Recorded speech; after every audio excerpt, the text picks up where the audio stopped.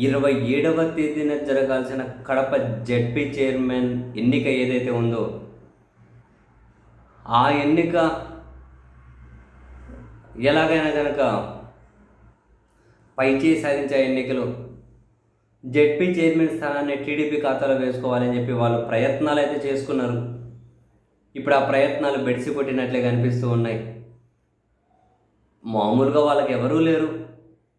ఎన్నికలకు ముందు ఒక 5 మంది 6 మంది జెడ్పీటీసీలు టీడీపీలోకి ఏమో తర్వాత అంటే ఎన్నికల తర్వాత చేరినట్లున్నారు.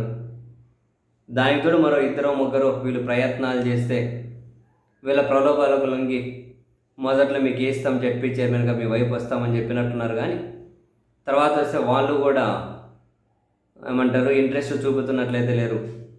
టీడీపీ ఖాతాలో 5-6 జెడ్పీటీసీలు అయితే ఉన్నట్టున్నాయి మొత్తం మీద. అంటే వైసీపీ నుంచి గెలిచిన వాళ్ళవే.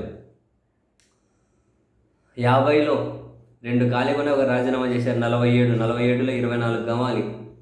దాదాపు 40 మందికి పైగానే వైసీపీ వైపు నర్సిల్లు ఇప్పటికీ కూడా.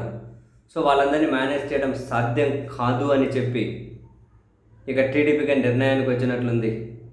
ఇక అక్కడ అభ్యర్థిని కూడా పోటీ పెట్టే ఆ ప్రయత్నాలు కూడా చేయబోవడం లేదు అనే సమాచారం అయితే అందుతూ ఉంది.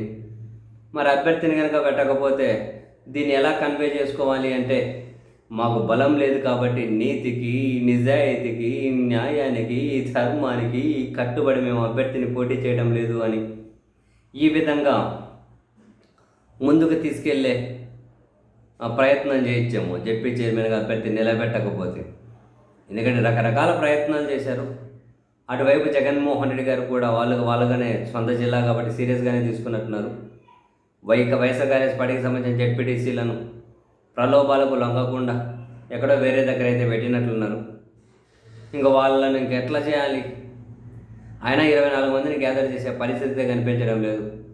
అటువంటిప్పుడు బరిలోకి దిగి వీలైనంత ఎక్కువ మందిని ఎంతవరకు సాధ్యమైతే అంతమందిని ప్రలోభాలకు గురి చేసి ఎటు చైర్మన్ స్థానాన్ని గెలుచుకోలేక పైపెచ్చి నెగిటివ్ విమర్శలు అనవసరంగా ఎందుకు అని చెప్పి ఇంకా టీడీపీ కూటమి ఈ చైర్మన్ ఎన్నిక నుండి విత్డ్రా అవ్వబోతున్నట్లుగా అయితే తెలుస్తూ ఉంది.